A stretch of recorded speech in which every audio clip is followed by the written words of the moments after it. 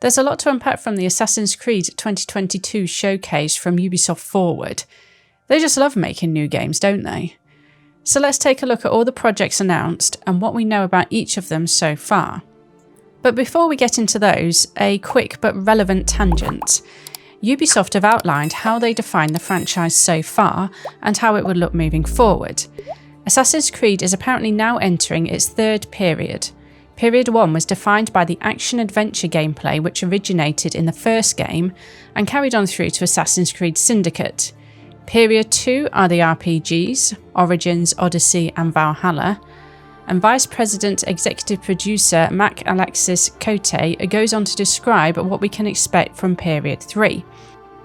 You will see more diversity in the types of gameplay we feature.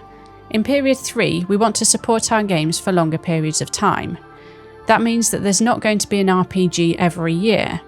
We want to support our RPG products, like the one we've just announced, Assassin's Creed Codename Red, for a longer period of time. I'll come back to Codename Red later, but it seems that Ubisoft are now going for a tactic to try to appeal to as many types of gamers as possible, which is apparent with all these projects they have slated. First up, we have the game that never seems to end, until now. One more DLC for Assassin's Creed Valhalla will be released later this year, which is set to nicely tie up some of the storylines established throughout the game, and see Eivor reunite with some key characters, including some influential historical ones. While I am a fan of extra content for the games I love, I'm not keen on the prospect of using DLC to finish telling a story that should have been included within the main game. But this does come at no extra cost at least. For me, this game already felt bloated, so I'm glad to see that Ubisoft are drawing a line under it. I'm sure fans of Valhalla will appreciate diving back into Eivor's storyline one last time though.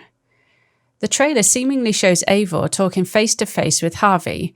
We learn from the main game that Eivor is a reincarnation of the Isu Harvey, or Odin. Most of the interactions with this character throughout the game have been through a powerful drug-like elixir. So this seems to indicate a big change to that dynamic, with potentially huge consequences. One of the game's antagonists, Basim, was very much himself until Loki's consciousness overtook him. So could this be an escalation showing that Harvey is about to overtake Eivor? This contradicts where she seemingly refused him in the Asgard storyline of Valhalla, and they almost seem to be talking like old friends here. In the trailer, Eivor also expresses a desire to set out on another adventure, which seems fitting for the character. We can also hear what seems to be a voiceover from Basim, who is watching her conversation through the Animus. What I am hoping to see from this DLC is that it will address the biggest mystery of the game, which is tied to the modern-day storyline where Layla, Sean and Rebecca discover that Eivor's body was ultimately buried in Vinland. Basim himself also wonders why she was buried there, with her travels there in the game giving no indication of a potential return. Why would she be buried there instead of where she settled down and called home? Hopefully we'll get those answers. After this rather convoluted outing, I'm definitely ready for something a bit more simple and narrative focused, as they're promising with the next mainline game scheduled for release. Assassin's Creed Mirage is a game that will be a combination of the first two periods of the franchise, so it will fall somewhere in between being an RPG and an action-adventure game. What I also keep hearing about this title is that Ubisoft will be taking the game back to the franchise's roots. Taking this literally, I cast my mind back to the first game, which had potential, but was also exceedingly repetitive, boring, and frustrating to play. But Assassin's Creed 2 is a masterpiece and is still my favourite. So there is some merit in taking a step back and trying to recreate those magic from all those years ago. Confirming the rumours that have been floating around, this game will be set in 9th century Baghdad, beginning in the year 861, 20 years before the events of Assassin's Creed Valhalla. Ubisoft say this game will be shorter and more narrative-driven than recent entries in the series, which does seem to confirm that they intend to take the series back to its roots. I personally found Valhalla to be too sprawling and slow to properly enjoy, so this much tighter experience would definitely be welcomed.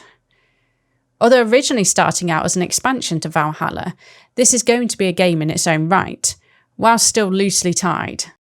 Mirage features a 17-year-old Basim, one of the main antagonists from Valhalla, struggling with nightmarish visions and living life as a cunning street thief. Fortunately for him, the Hidden Ones see his potential and help him flee Baghdad to their fortress of Alamut.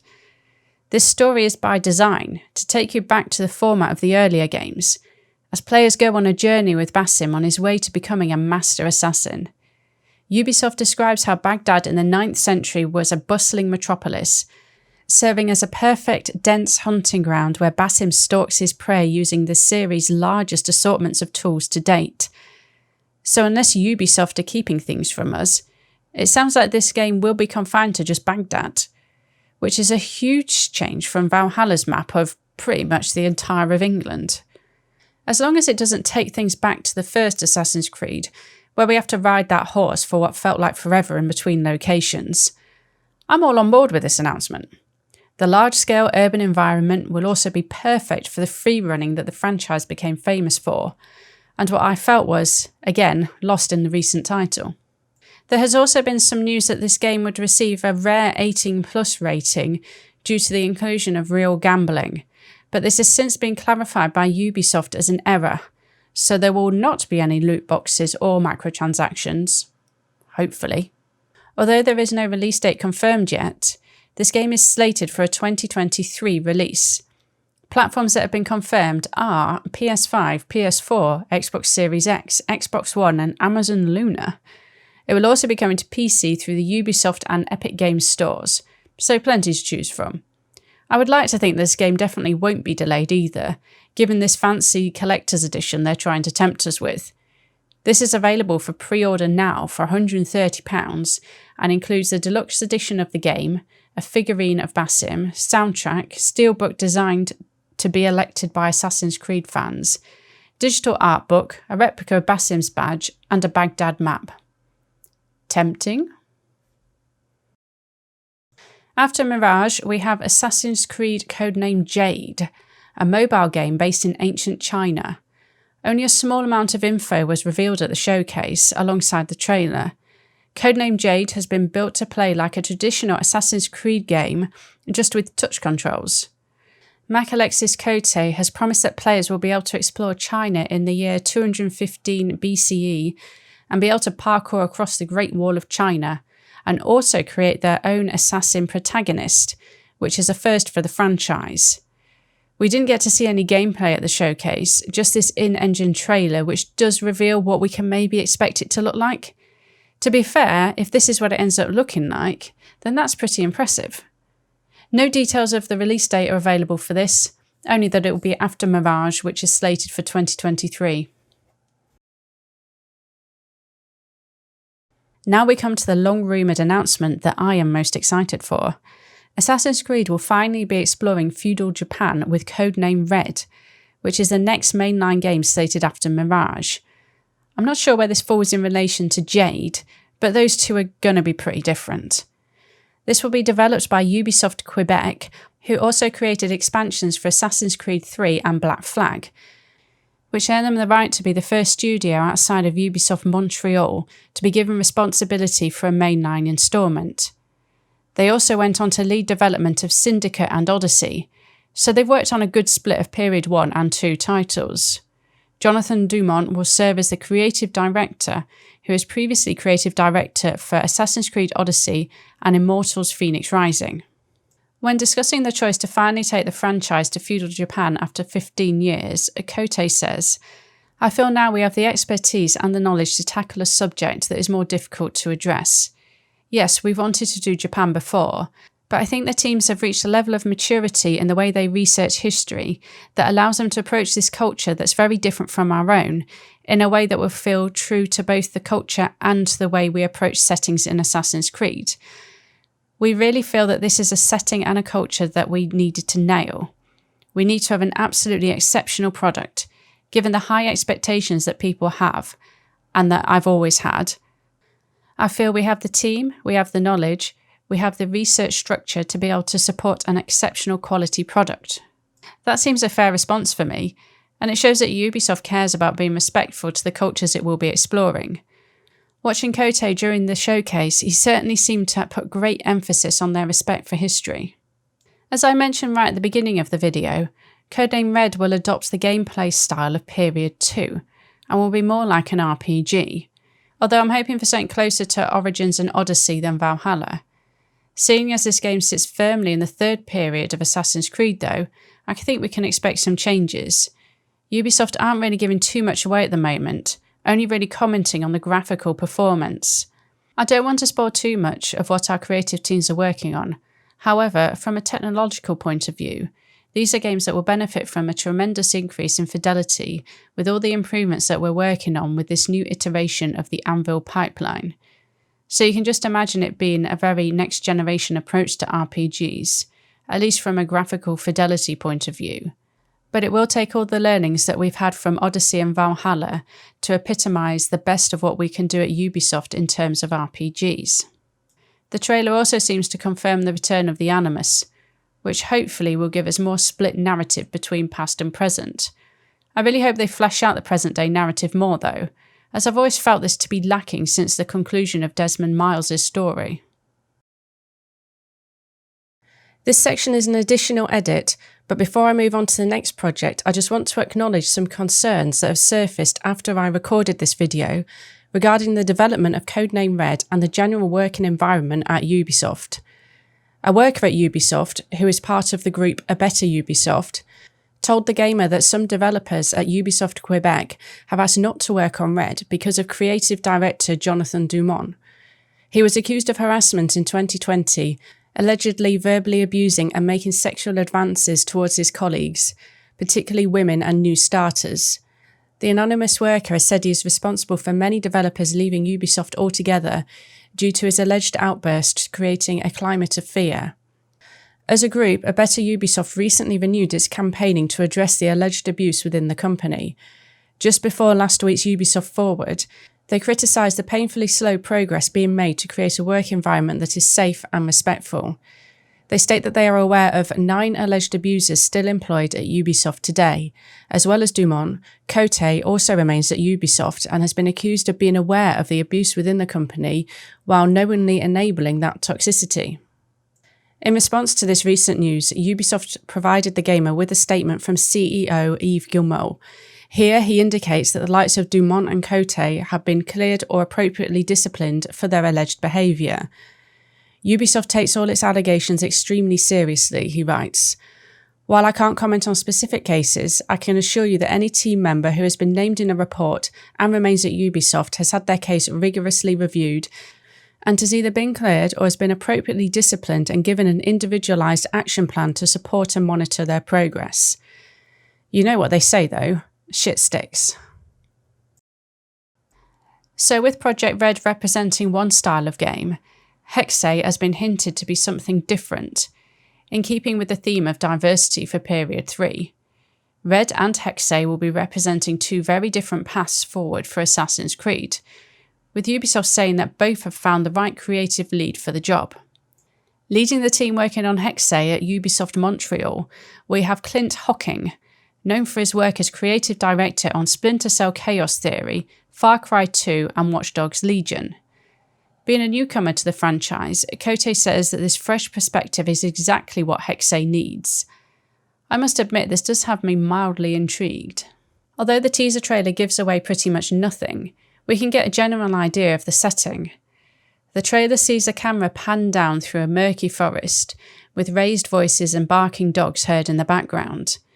The Assassin's Creed logo is then revealed, bundled together out of sticks like something out of the Blair Witch Project. In the background we then see something that looks suspiciously like a summoning circle. Theories on Reddit point to this game being set during the German witch trials, which could place the game around 1625 to 1631. Others speculate this could be more of a horror-orientated title, which would actually make sense given Cote's comments about bringing a fresh perspective, and the setting certainly does look spooky. That being said though, they don't have a horror veteran at the helm, so maybe something a bit more horror light? Again, there is no official release date for this title, but seeing as this will be released after Codename Red, perhaps 2025 would be a reasonable guess. Tying Red, Hexe and all future titles together, we also have the announcement of Infinity, which rumours started circulating about back in early 2021. Instead of being a game though, this is a game hub, or more like the Animus according to Ubisoft, incorporating allowing users to explore the genetic memories of an individual's DNA, but through our PCs and consoles, apparently. While they will still investigate how this will incorporate Assassin's Creed past, the future will definitely live on this platform. Standalone multiplayer experiences with the codename of Invictus are also going to be connected to the hub. This is another new concept for Assassin's Creed, but the idea behind it is to keep the single player and multiplayer experiences separate, so games like Red and Hexe can focus purely on bringing excellent single player experiences, while the team working on Invictus can fully invest in a multiplayer experience. Discussing the platform, Kote says, "We have the chance with Infinity to make everything available for our players at the top level, a place where they can go from one experience to another to think about our games differently and give them a singular focus. Red and Hexe are single player games. They don't have multiplayer components. Our focus is on delivering exceptional open worlds with very captivating stories. Now, this opens up the opportunity for us to think differently about multiplayer and making it available at the top level in the hub, and in potentially more ways than one. This is only the beginning of the return of multiplayer." As more of a fan of single player games, I'm fine with this, but with so many projects slated, how much will this end up costing fans of the franchise if they want to experience everything? I do respect that they seem to want to go down the route of not compromising the quality of single or multiplayer experiences for the sake of bundling them all into one title. I guess whether this rings true though is yet to be decided. Apparently dead set on world domination, Assassin's Creed is also coming to Netflix. And I don't mean the film from 2016 which took itself far too seriously. This is probably the project I'm most dubious about, as decent video game adaptations in general seem to be a rarity. The show is currently in early development and the showrunner is Jeb Stewart, who has most notably recently worked on the show Vikings Valhalla. With this Netflix partnership will also be another mobile game. The game will be exclusive to Netflix and won't feature any apps or in-app purchases, according to Netflix themselves. There isn't much else in the way of detail, other than it will allow members to dive even further into the Assassin's Creed universe. Until researching this video, I didn't even know Netflix did games. But yes, Netflix games is a thing on mobile devices. So that's about everything so far. From the showcase, I'm certainly intrigued by some of the upcoming projects, particularly Mirage and codenames Red and Hexe. I was about ready to give up on the franchise because I just really didn't enjoy Valhalla, as you might have noticed. But perhaps Ubisoft have acknowledged this game was just too big, with their commitment to making more than just massive RPGs and returning Mirage to a more action and narrative focused game. The future of Assassin's Creed is certainly going to be vast, but what do you think of all of this? Please leave your thoughts down in the comments.